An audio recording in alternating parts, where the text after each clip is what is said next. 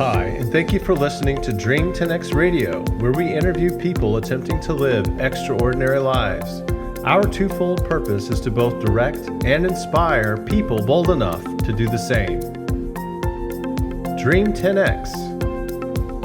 Face your fears and make your life count.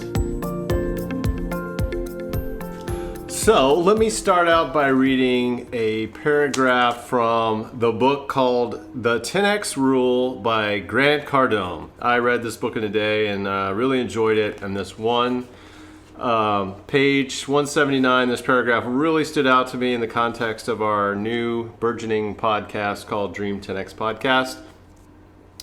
So just wanted to read this real quick. It says, successful people dream big and have immense goals. They are not realistic. They leave that to the masses who fight for leftovers. The second question of the 10X rule asks, how big are your goals and dreams? The middle class are taught to be realistic, whereas the successful think in terms of how extensively they can spread themselves. The greatest regret of my life is that I initially set targets and goals based on what was realistic rather than on giant, radical thinking.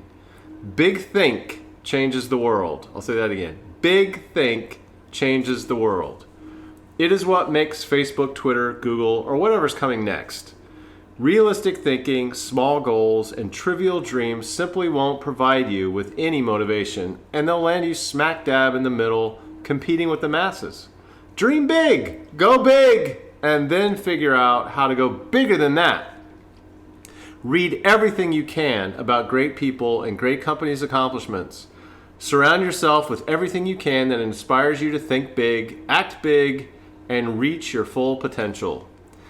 I was so motivated by reading that paragraph. That's one of the reasons that I wanted to start this blog, this website, this dream10x.com.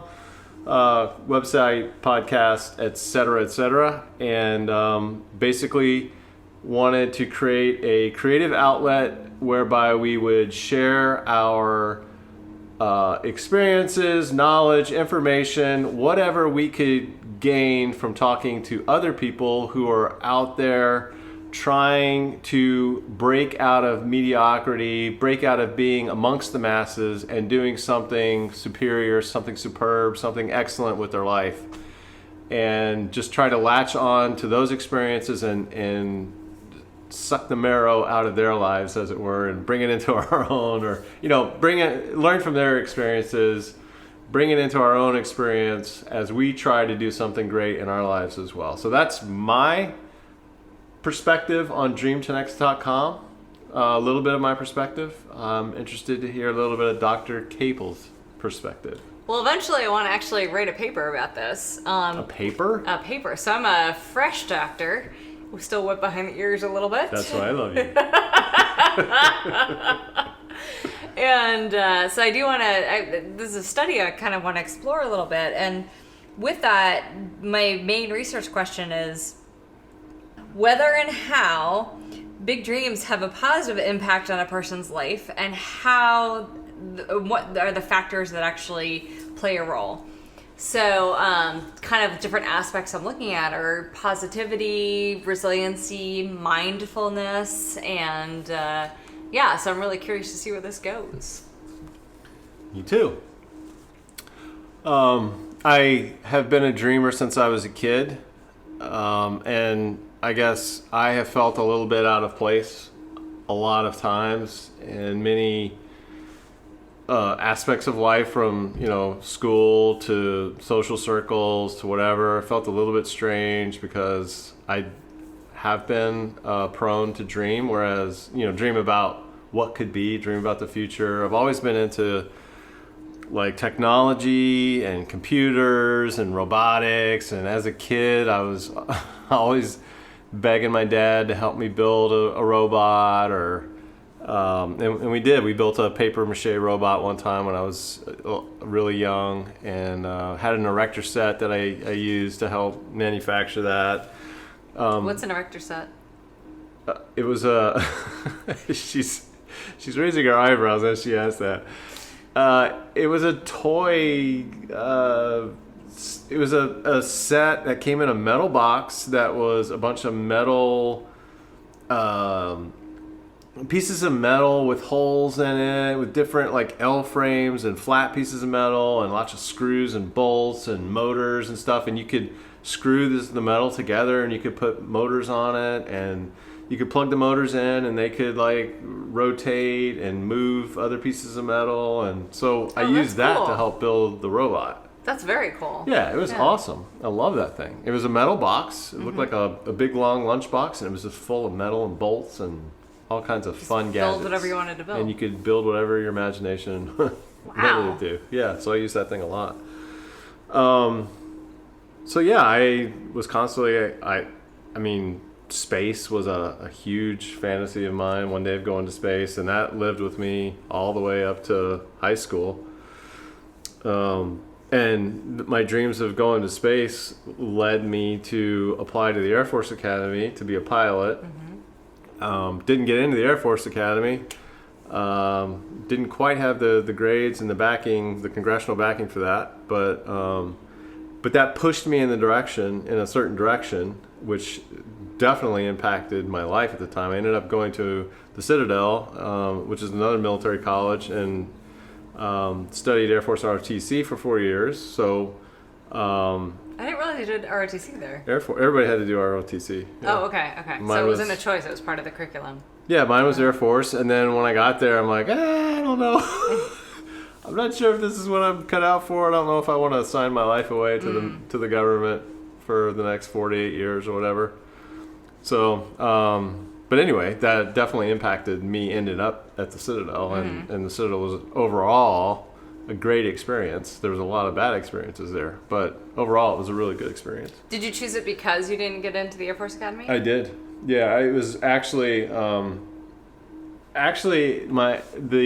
went to go interview with the congressman because you needed a congressional recommendation to go to the Air Force Academy, and the congressman I don't even remember who it was. It was somewhere in San Antonio, Texas. And the congressman told me, well, we don't have any more billets available for the Air Force Academy, but would you be willing to take Military Academy, US West Point? And I was so dead set on the Air Force Academy at the time that I turned him down. And wow, in really? retrospect, I'm taking my dad's perspective now at my age. And I'm like, you idiot! What are you doing? But I don't think he ever really got out. He was a little shocked that I turned it down because he was seeing that free, 4-year ride there. Yeah. I'm sure he was a little upset with me, but he loved the fact that I went to the Citadel anyway, because that's the way my dad was. I'm not like him at all, but he was very proud of me for going there. So it ended up being a toss-up between VMI and the Citadel, and I figured something drew me to the Citadel in South Carolina over VMI. I can't really say what it was. I don't know, but that's where I ended up going to school. And even as a kid, I had an interest in computers, and my dad realized that in me at a young age. And again, when we were living on Fort Sam Houston in San Antonio, Texas, my dad was an Army chaplain, but somehow he found somebody who was doing programming for the Army and computer programming. And to me, still to this day, it's like they had computer programmers back then. Like that was like in the 80s, like 84-ish time frame. It was kind of weird, but he found this guy. He took me to his office during the week, in the evening, and I remember that to this day the guy was writing binary on the whiteboard, trying to explain binary to me. What's as binary? A 12 or 13-year-old. It's the ones and zeros that computers basically understand, the language that computers understand. The ones and the zeros. The ones and zeros. Okay. Yeah. And at the time I had no idea what he was like. I had no recollection of that. And now I can program in Java and Python and these higher level languages. I don't have to worry about the ones and the zeros. But the whole thing was fascinating to me at the time, and that while it wasn't really some big scary dream as a kid, it was more of, hey, this is something I'm really interested in as a kid. Like I want to research more about that. So I was reading books and talking to people as a kid, and just it was a technical bent, which is weird because my education was not really technical. It was more liberal arts. But as a profession, I ended up doing more technical stuff. So I think on the whole that benefited me, having a liberal arts education with a technical interest. I wouldn't say technical mind because that sounds like I'm not really that technical, but I think having the combination of those interests and kind of dreams helped make who I am today. I think I'm really good in my field because of that. Absolutely, because you have like a totally different lens in which to look at information, as opposed to those who like grew up in the technology industry. They have more of a technical lens versus also you have narrower focus. Yeah, more of a narrower, more detailed focus versus you have that more broad spectrum systems thinking approach. So it's good. So. Yeah, I hope that's what. Well, it from is. our conversations, you definitely do, but not that we can explain on the podcast here. So I think that definitely helps to broaden, and so it's a really good life lesson too. Is when you're in your own career field, it's good to take those different assignments outside of what you're interested in to learn how different people operate, so how you can communicate with different kinds of people and how they think, so that you can only better yourself in what you do. Yeah, so I think kind of the overarching point there in trying to find your way in life, that it is important to figure out what it is that interests you, what motivates you, like be in tune to that and follow it for a while. You don't have to follow it forever, but follow it for a while and see where it goes. Yeah, totally.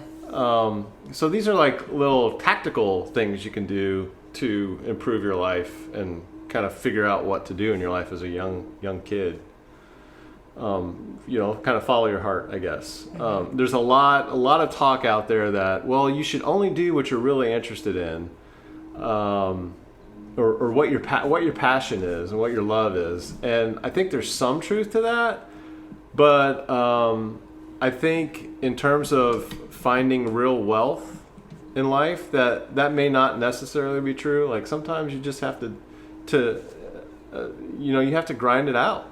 Like in your career, like sometimes you may not be 100% passionate about what you're doing. You just have to grind. You have to just get up in the morning and do stuff that you don't want to do.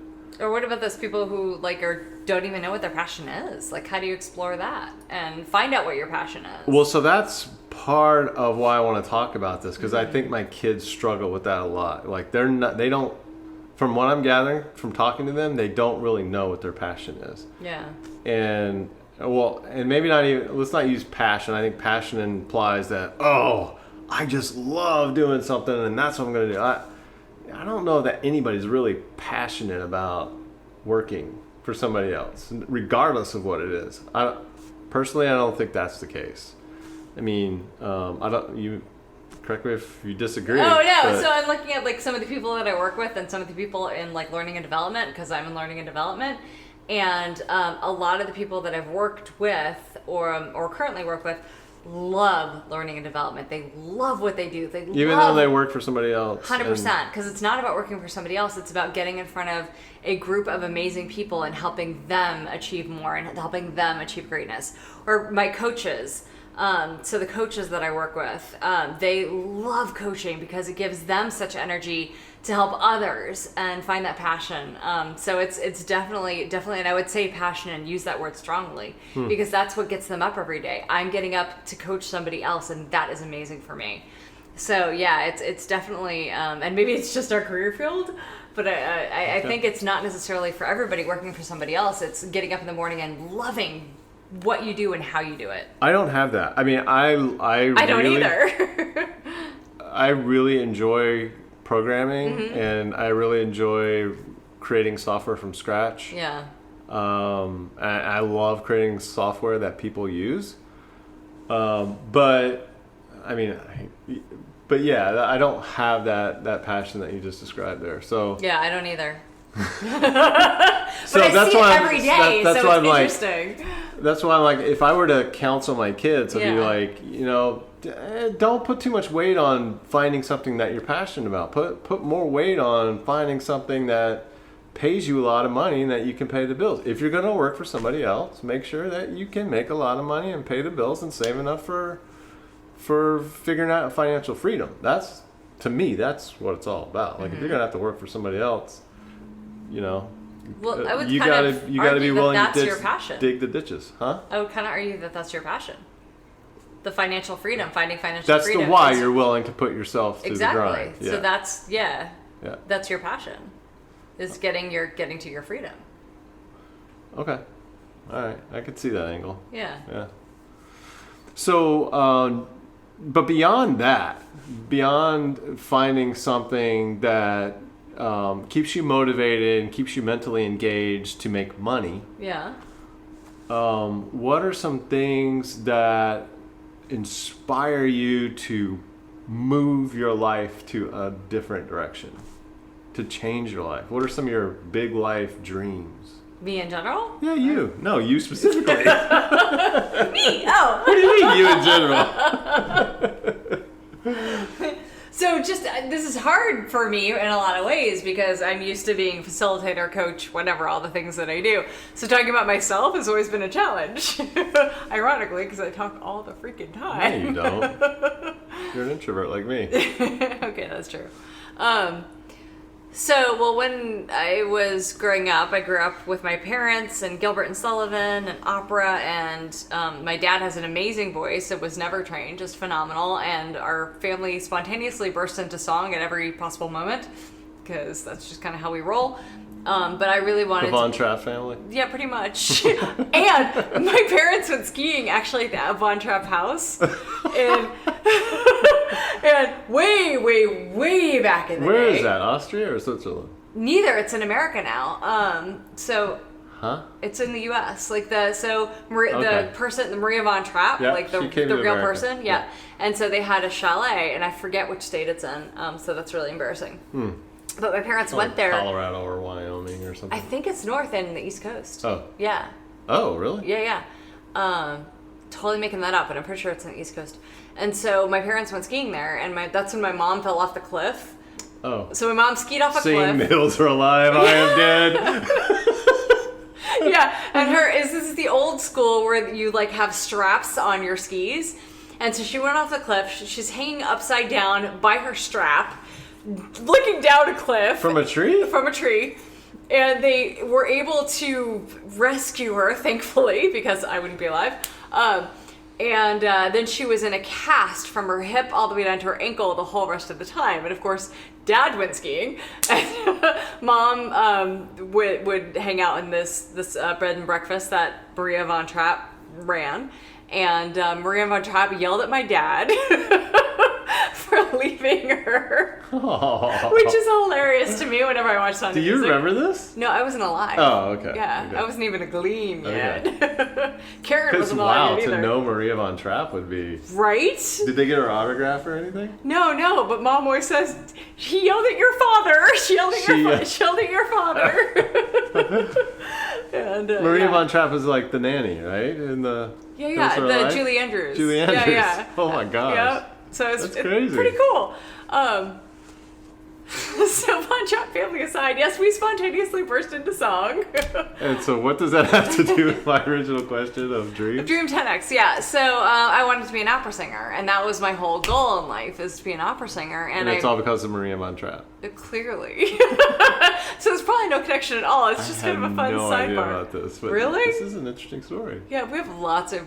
We'll have to start taping the family stories. They've had a lot of crazy experiences. So I wanted to be an opera singer, and I didn't even know that was possible, and then figured out that actually I'm a really good singer for the average singer. I'm a mediocre opera singer. And that was a hard moment to realize that, and that's okay. And I went to university for it. It was great, had a good time, then joined the Navy, and decided to become a vet tech and wanted to be a veterinarian, and also realized that I can't do organic chemistry. Well, wait a minute. What do you mean? Where did you find out you weren't cut out to be an opera singer? And how did you try to prepare for that? So the reason I found out I wanted to, I even had a chance of doing opera, is in when I lived in Saudi, and we were. How old were you? Is this 7th grade or 8th grade? Okay. Yeah, so 7th or 8th grade. Middle school. We were doing auditioning. Oh, it was 7th grade because we were auditioning for Pirates of Penzance, another Gilbert and Sullivan. And Dad had me audition for Buttercup. It was so cute. He built this whole little tray for me and had all these different things that I could act out during the audition. It was awesome. He built a what? Like a tray, so I could act out for the audition. Okay. For Buttercup. Oh yeah, it was awesome. So I did that, and then afterwards, we're all messing around back, after the audition, and I'm like, I want to be an opera singer, and I just kind of burst out faking opera singing, and the actual, our chorus director came out into the hallway and said, "Who was that?" And so I said, "It was me." He's like, "Come in here." So I came in, and he started playing scales. He's like, "Do that again." And he's like, "This is how you need to sing." And I'm like, "Oh!" And so it was just an amazing experience. Jim Nieborg was his name, and just really awesome. He's like, you've got this. This is how you need to sing, more with your diaphragm, and you could really be an opera singer. I'm like, oh, that's cool. And that's kind of where the dream took off. Is a mentor telling me, like, hey, you got this in you. Oh, wow. Yeah. That is fascinating. I haven't heard that story either. This is the real reason I do this podcast. Get to know your wife. Start a podcast. More wine. That's a good story. Yeah. And I'd been in choruses like all through elementary school and stuff because I love singing, but didn't know that was within me. So that was cool. And so from then on, that's where it took off. And I took voice lessons all through Tabor. And Tabor was grades. that was 10 through 12. Okay. Yeah. So you took voice lessons. All through still high with the school. dream. Oh, yeah. And then my goal, Tabor kind of had options in classes. So I thought it was Taba. Taba. It is kind of Taba. It's on a cape. Good whoopsta. So yeah, it was incredible, and I literally dug into music and French, and didn't have to do sciences or any of the. I did English, obviously, some of these other classes, but didn't have to do a lot of the more challenging things like, I don't know, chemistry, biology. Well, okay, so Tabor, singing lessons, opera singer, wannabe, then what? Yeah, so I went to school in New Orleans, and I had a phenomenal experience in New Orleans and studied music and met this amazing homeless woman opera singer in the street and befriended her, and she just was beautiful.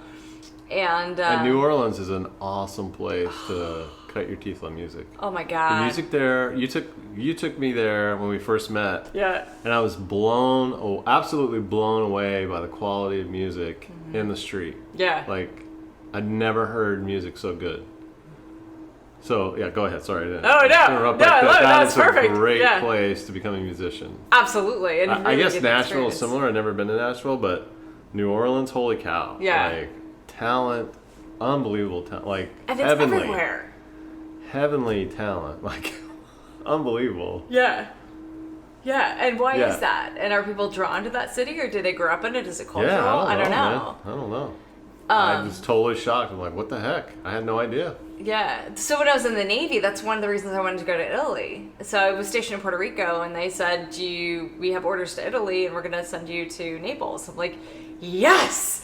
Finally, I get to experience opera because it's part of the culture again. Uh-huh. And then that unfortunately didn't go awry. Of course, I got to Hawaii, which was lovely because I met Liz. But but at the same time, being engrossed in this culture of people who embrace the arts and music in a different way of thinking would have been really powerful for me. So you went from New Orleans to Hawaii.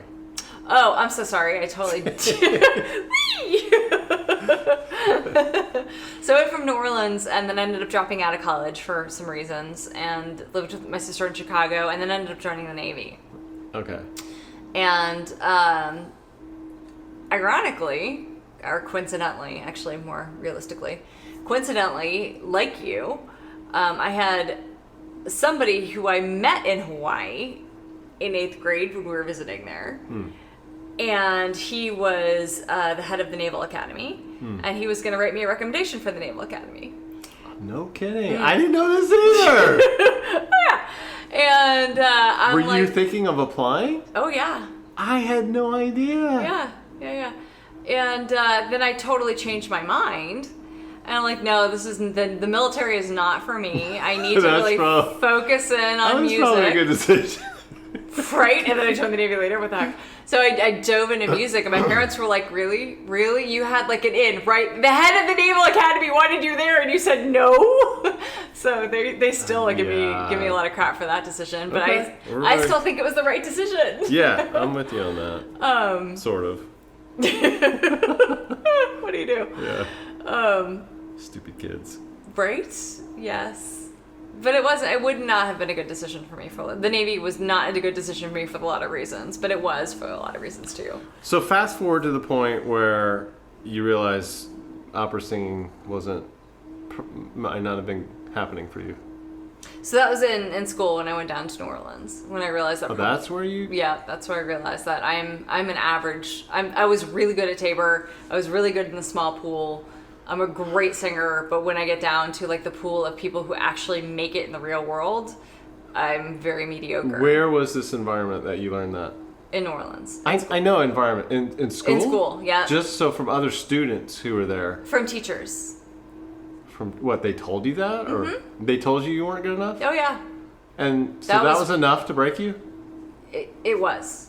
Because Okay. I was young and I didn't have a lot of experience. And at Tabor, they gave us so much positive energy and so much reinforcement that you can do this. You're going to be good. You can, you just give it all you got and you're going to be fine and you'll make your way and you'll find your way. And then I get to university and you get told, yeah, you're not very much. So now I'm a little bit sad because now I realize something about you I didn't know, that you let other people take your dream away from you. But I learned, so that was a good thing about the Navy, is because I had similar experiences for different reasons in the Navy, and that's when I realized that to stand up for myself, and that not to accept what other people think of me. Okay, so now this is good. So you learned something about yourself in the Navy that you didn't have in you yet. Yeah, so I was, again, just so you guys know, I have blue hair, a nose piercing, and a lot of tattoos. And I was kind of like this in the Navy. And culturally, that's kind of a misfit. So I've always kind of been this way. It's just finding people who accept me for who I am. And when I was in the Navy in this way, let's say I got this tattoo on the back of my neck. I grew up in Saudi Arabia. The tattoo's in Arabic.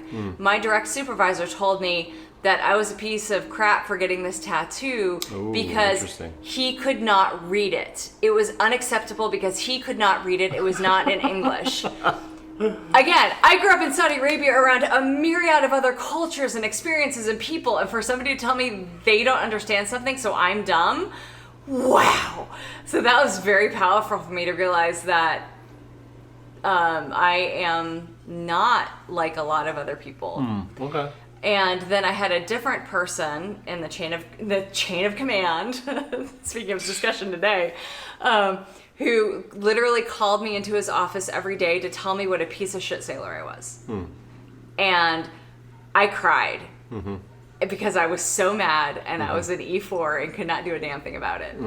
And he was an E6, and you're a piece of shit, you need to get out, and trying to get me out.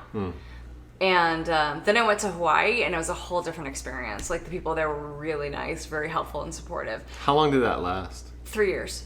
3 years 3 years of every day being told I was a piece of shit. Damn. So, that wears on you. That's like Citadel. It is. It is. So 4 years. I dealt with him for 4 years, so... Right, but Try me a river. I got to live off base, I had a dog, Oh, yeah. I would go hiking, go to the beach. I didn't get to go anywhere. Right. So I had a life outside of that, and that's where, I realized, being told that every day, that I can't accept this for myself. I need to get past this and figure out who I am. And I don't accept you accepting me like that, because I know who I am, and I know who I am. So that really you changed figured me. out a way to pull yourself up by your bootstraps to get to mentally catapult yourself above the complaint or the animosity you were receiving at the time. Absolutely. It's not that you were getting positive reinforcement from somebody but so that's interesting that how this negative energy coming at you helped propel you above it better than the positive reinforcement. Is that a true statement, you think? That is a true statement to help me figure out who I was and get me to where I am. Yeah. Because it seemed like the positive mentorship you were receiving about your singing really motivated you to try, but as soon as you got some negative response, maybe I'm just pulling something out of my butt here, but you got negative response in college and then you buckled, sounds like. But then when you really got some animosity toward your character and stuff in the Navy, then you figured out, I'm better than this. Forget you.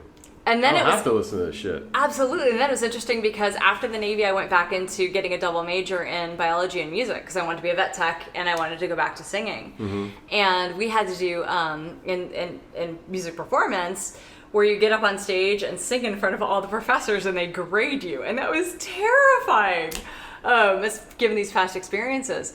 And for my voice teacher was awesome. She, again, was really supportive and very motivating. And so she helped me be more resilient in that whole process. So for me, I do need that combination of negative, and I got some negative feedback because I was, getting my groove back.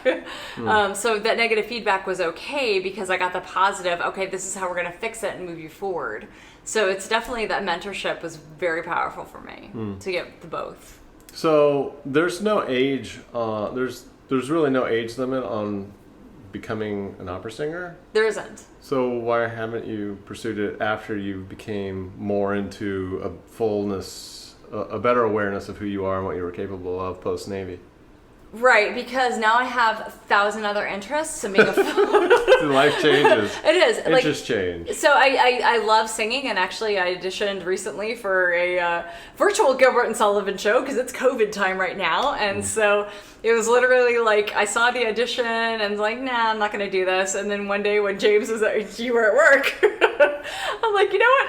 Why not? And so I went ahead and put on my wedding dress and did the audition. So I love being on stage. Why did you put on a wedding dress? What was the song?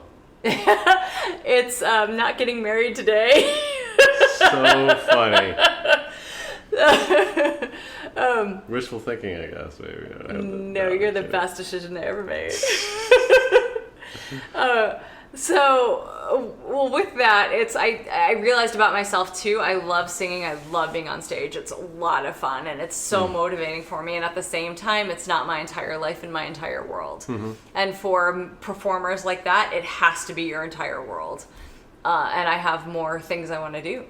So, I'm sorry. It's been all about me for like an entire hour. I know, but the evolution of a dream is really interesting to me. So, it sounds like when you were younger, this was your be-all and end-all. This is what you wanted to do. And then at this later part of your life, it's just a wonderful hobby that you have and you tend to cultivate from time to time. And it's just kind of part of you, but it's not an overarching driver for you anymore. Right, exactly. So it helped pull you into adulthood. It helped shape who you are as an adult. Even though you didn't achieve that dream. Absolutely. And that's one of the things I love about dreams is that they can encompass, they can consume you.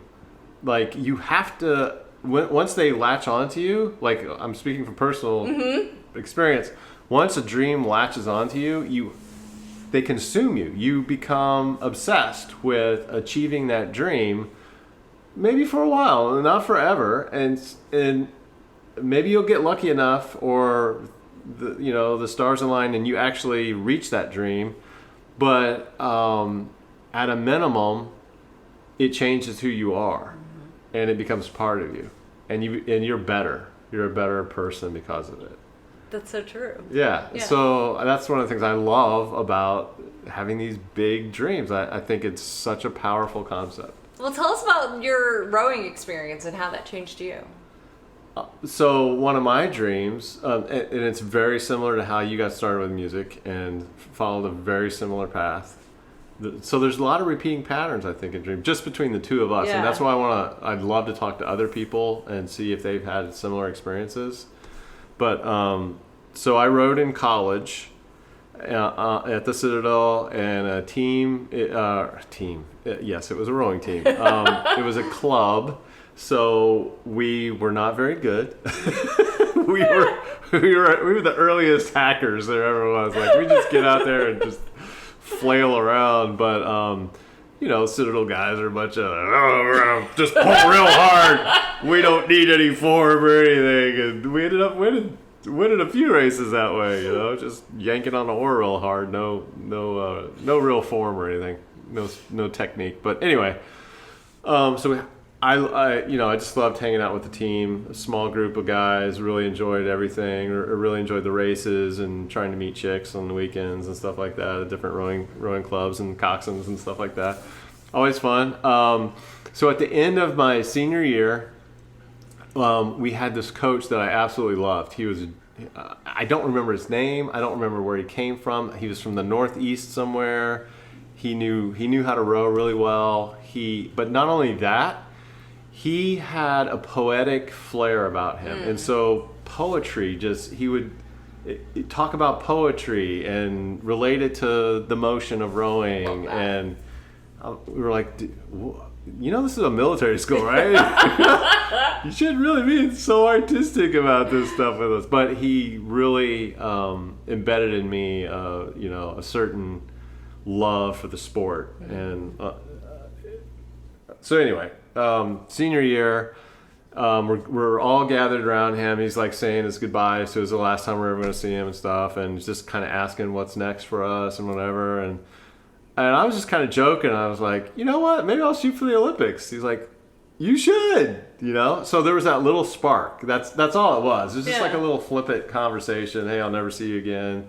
Yeah, maybe I'll shoot for the Olympics. Kind of like you'd have talking over some beers or something.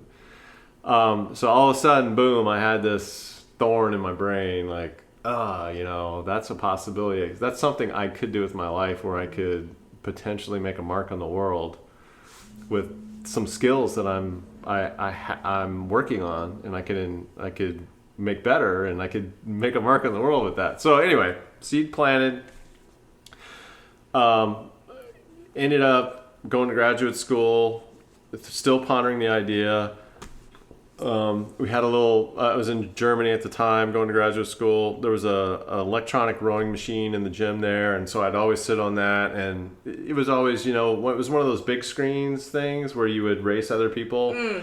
And so I just loved seeing all the other boats in my heat and beating them and stuff. And I decided to go ahead and commit to trying to become an Olympic sculler.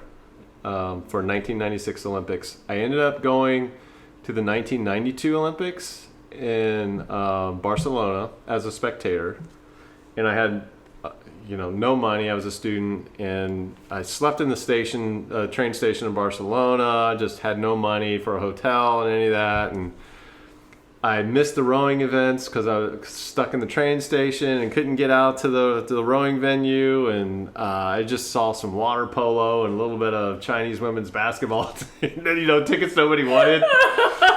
And, but I was there, and I experienced the Olympic spirit, the aura of the place. And I was there in the village, and it was fantastic. I loved it. And 96 in Atlanta was where I had to get to, 4 years. Like, that's near impossible for somebody who can barely row at that point. But it didn't stop me from trying. I wrote a letter to U.S. Rowing and asked them, what does a guy do who, wants to try out for the Olympics? Where do I go? What do I do? Who do I talk to? Had no idea. This is before the internet and sending emails and stuff. This was early 90s, 90, 92, 91, 92. And so the US Rowing wrote me a nice letter back and said, a big long letter that I read 100 times. And it said, look, if you're interested in rowing sweep, then you need to go find, I think it was Mike Teddy on Lake Carnegie up in Princeton. And if you're interested in rowing sculling, you need to go down to Occoquan, Virginia, and find Igor Grinko and talk to him and find out what to do. And it was just I just read that letter over and over. I was like, I want to be an Olympic sculler. I'm gonna go to Virginia. I'm gonna figure out how to do it. So I got back to the States, and long story short, within months I packed up my stuff and moved to Washington D.C. area. That's a heck of a move. With my Coffee single on top of my car, and Coffee's the brand. Coffee was, it's an old brand single, all wood, and then it had a plastic top, kind of vinyl plastic clear top on it, with the stainless steel, or not stainless steel, but tube riggers, metal riggers, and all wood seats and Wood is rails heavy. on it. Yeah, it was heavy. It was an old boat, but I didn't care. It was a single. I never rode a single before, so that's what I'm curious too. Like you did sweep the whole time at Citadel. Why did you choose to go single? because I wanted to be on my own. I wanted a sport that what I was proving was how good I was. Yeah. Okay. Fair enough. Or how bad I was. Yeah. I wanted it to be about me. Yeah. That's it's cool. Vanity, I guess. So the ultimate dream was to be a single sculler. Yeah. But I soon realized that, hey, I'd be happy to be in a double, a quad, an 8, an octuplet, or whatever. A boat. A boat, a water boy, the Olympics, anything. I knew so little about single sculling that I had floaties on my riggers, and so when I put my boat, I'll never forget this. I put my boat for the first time on the Occoquan, putting it in the water with my floaties on the singles, and no lie, Igor Grinko comes down with his quad. There was like Brian Jameson and all these other huge guys with tree trunks for legs, putting their quad in the water right next to me. And the contrast, it couldn't be any... Hi, guys! Yeah. Hey, fellas! You want to exchange numbers after this? You want to hang out for beers? I mean, you can't imagine a greater contrast between these guys who could crush anybody in the world almost to me who can't. Just trying to... But the same dream. The same damn dream. Yeah. So... I love it. So funny. So, and so they shoved and they were immediately gone upriver, and Grinko went with them, and I shoved, and I'm sitting there for minutes trying to get my balance and making sure my boat wasn't going to tip over, and then started taking my first strokes, and I'm out there messing around, and they go down there's a court, the course that goes by the grandstands down on the Occoquan. They go down there, and they're doing a 2K back, and I'm down there. I'm at kind of, they go all the way down to the beginning of the course and come back by the time I launch and get to the beginning of the course. So I'm out there, and I'm just taking small strokes, just trying to get comfortable and everything. And then my floaties start coming loose. And so I'm getting really wobbly, and I'm trying to, screw the things on while they come rowing back, and I'm like, oh man. So for those of you non-rowers, imagine riding a bicycle for the first time again. And having the training wheels fall off. That's pretty much what it was with Olympic bikers riding by you looking at it. You're like, I had no chance in hell. But I didn't know. Yeah. I had no idea, and I didn't care. And that's why I got as far as I did, is because I was completely naive. Mm-hmm. Totally naive. Well, you were positive and you were motivated and you had that enthusiasm and passion. It obsessed me. I was totally obsessed. I'd go to bed at night dreaming about how to place my oar in the water. Mm-hmm. Literally every night. That's, how to send the boat. Everything was how to hold my back, how to drive with my legs. Like every night, that's all I thought about for years. Yeah. That's how obsessed I was with that. So and I remember, after a couple of months, of training down there, I finally got a chance to do a 2K in front of Igor Grinko, and who was the sculling coach at the time, and I was just barely under 7 minutes or something. It was like 6:50 or so. It was really slow. What's Olympic time? For the men, it's probably low 6, high 5, something like that. 5.5 minutes is probably what he was looking for. And you were at 7. I was probably like 6:50. Okay. And he looked at my time and he's like, "My women roll faster than you." Oh. That's all he said to me, and I was like crushed. I was crushed on one side, but on the other side, I thought it was really funny that that's all he said to me. I still to this day think he didn't encourage me or nothing. Wow. He just said, "My women row faster than you." It was like, well, that's all you got to say, really, to me. Like, I got to get my ass in gear. And so I called him a couple times too. I'm like, can you just offer me any advice? Like, what can I do? Like, I just wanted to know. Give me some. And he said, row a lot. He's like, you gotta row a lot. You gotta row like miles and miles and miles a day. As somebody who doesn't know how to row, you gotta get your ass out there and just grind. So it's the experience that makes a big difference. It's the mileage. Yeah. Every stroke. Build that motor memory. That 10,000 hours that we keep hearing about. Like, you need 10,000 hours of strokes. You need to feel what that boat feels like and what it feels like to, be off balance and still not be dragging your oars and maximizing your utility and minimizing friction. And it just takes hours and hours and hours of rowing and filling the boat under you for that.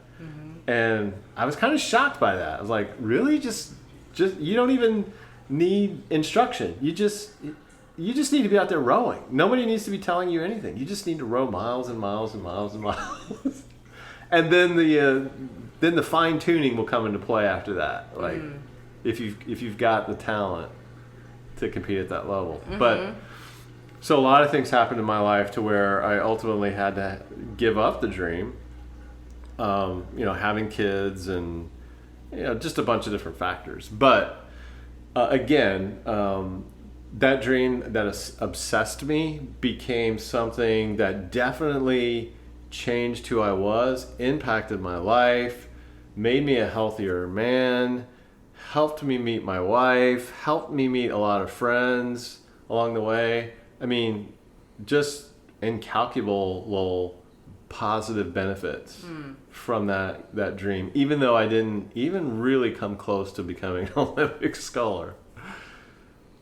But having that passion helped you. Having that passion, that drive to shoot in that direction, holy cow, I'm sure it changed my life. Like, I could have been like I could have been a sedentary programmer who's, 50 pounds overweight all his life and probably died of a stroke or something by now. Who knows? Who knows? But, I'm not really all that fit now, but I still sit on a rowing machine and it's, because I love it. I can't get it out of me. So. Yeah. Which still baffles me because the rowing machine versus the water, It's all the same, It's just the monotony of the movement, the rowing movement. The meditation and mindfulness. So you're experiencing every stroke and feeling what that feels like. It's that mindful movement. Yeah. Yeah. It's in some ways similar to a runner's high, I guess. I can't say I've ever experienced a runner's high because running just sucks to me for the most part. Maybe I have experienced runner's high, but. Yeah, the rhythm of the rowing is very meditative to me. It's that every stroke at a certain time. It's the meditation. I don't even have to listen to music or anything. It's just I just love it, even though it's really hard. So I think we'll leave this podcast at that, talking about our 2 dreams, and we've got many, many more dreams between us that maybe we'll share in later podcasts. But those 2, at least for me, and I'm pretty sure for Cindy as well, had huge impacts on our lives and shaped our character to this point in our lives today. And so that's really the reason behind this podcast, is to talk about those big dreams and to learn more experiences from other people and to try to discern patterns that might enhance the way we approach our chasing of these dreams in our lives, our pursuit of these dreams. And so in closing, I want to read a passage from a Jeff Hoffman and David Finkel book called Scale. And Jeff Hoffman is talking about how dreams impacted him in his life. on page, oh my gosh, I can't read anymore, 256 of his book Scale, he says, when Jeff was 10 years old, he went over to his friend Mike's house where a few other friends were gathered, fawning over his newest poster of a red Ferrari. Later that day, Jeff asked his mom what the big deal was about the car. He didn't understand why Mike and his friends seemed so impressed by it. Jeff's mom replied that people often find themselves fascinated by things they'll never have. What do you mean that they'll never have it? Jeff asked. His mom responded, Jeff, that car probably costs the same as our house. Very few people will ever be financially successful enough to be able to afford that car. Jeff clearly remembers saying to her, but someone must be able to afford that car. Why not me? His mom tried to explain that it just wasn't realistic for him to think he could ever own a car like that. As Jeff walked away, he said one last time, almost as if to himself, yeah, but somebody gets that car. And then, as we all probably know, later on, Jeff founded Priceline.com, and it went public. And, you know, he's a billionaire right now, and he bought the car. He bought a car for himself. He probably bought a lot of the cars, a lot of Ferraris for himself. So I love that anecdote as well. That one, I heard him talk about that at a conference in Austin. When was that? 2017, 2015. Yeah. We saw Jeff Hoffman in person and heard him tell that story as well. And for me, it's a very motivational perspective that, again, a vision of things in your life can really have huge impacts on what you're able to achieve in your life. So thanks for listening, and we hope you'll tune in next time. Next week, we're gonna drop a podcast every week for the next 52 weeks. So please tune in to dream10x.com. Until next time, this is James And Cindy. signing off.